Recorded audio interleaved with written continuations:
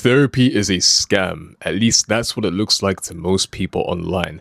I recently had a discussion about therapy on my TikTok live stream. If you're not following the TikTok, then feel free to do so. JP Kaizen, the exact same as my YouTube. But I recently had a discussion about therapy, and I asked you, the people, does it make you stronger or more fragile? And most people said more fragile.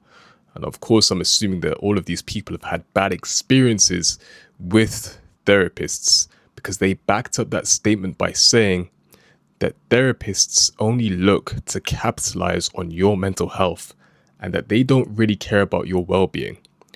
And whilst there may be a partial truth to that, not all therapists, but maybe a small portion of them, I think there's a far more uncomfortable truth behind therapy. I think that most people who go to therapy don't actually want therapy.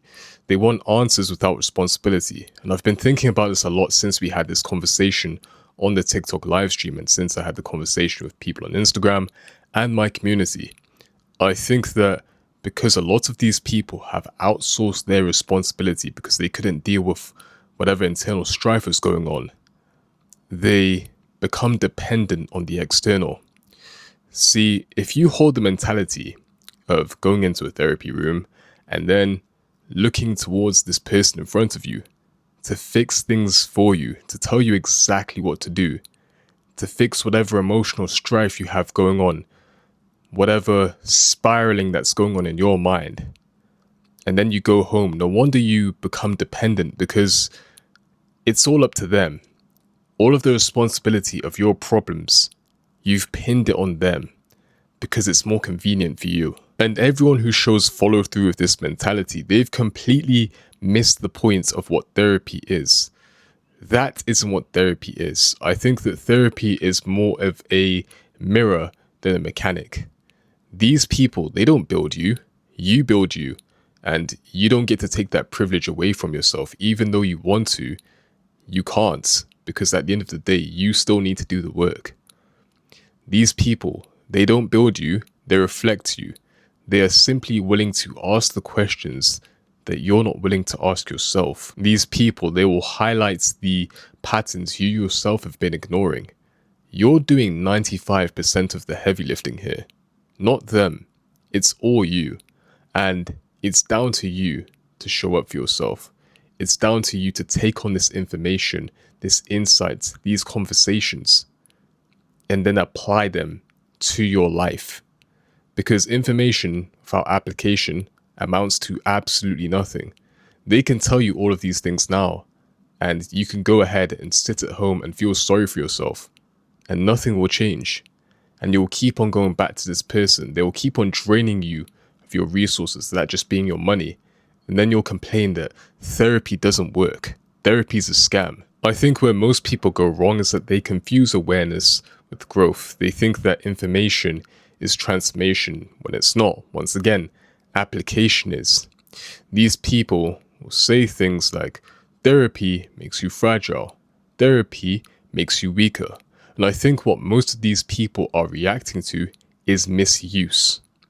They keep on outsourcing their responsibility instead of taking it back. But if you take this responsibility and use it in a structured way, it becomes a very good way to confront yourself. And that's the part that most people miss. See, you're doing most of the heavy lifting in therapy. You just don't give yourself enough credit for it. You're the person who's telling the truth. You're the one who's making the decisions. And you're the one who's changing your behavior outside of that room. A therapist is simply there to guide the conversation, but they can't live your life for you. So honestly, having said all of that, I think that this is where I land in this conversational debate that I was having in my live stream. I think that therapy does make you stronger for the most part. If you're somebody who needs it, it allows you to sharpen your understanding of yourself. And even if you're not somebody who needs it, you can do a little bit of compare and contrast with the therapist. You can find out a little bit more about yourself, maybe, or just reinforce the things that you know, which can help strengthen your identity.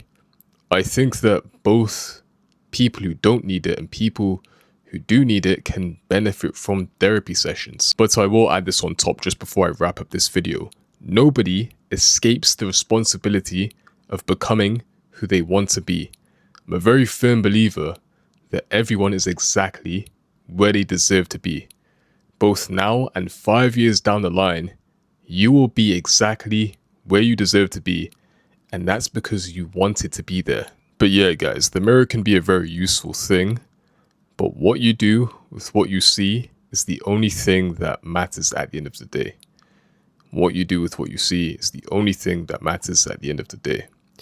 So I hope you guys enjoyed that video. I wouldn't really call it a rant, but maybe you guys gained some insight and some new outlook on therapy. That's the main aim of this video anyway, both for you guys and for me as well when I watch this back. But if you did appreciate the video, if you did enjoy it, make sure to like, comment, share, and subscribe. Share it to a friend or family member who you think may need to see and hear this video. If you guys want to join a community full of like-minded people on the path of self-development, then I'll leave a link down below in the description, as well as the comment section. And I'll catch you guys in the next video. Take care and God bless.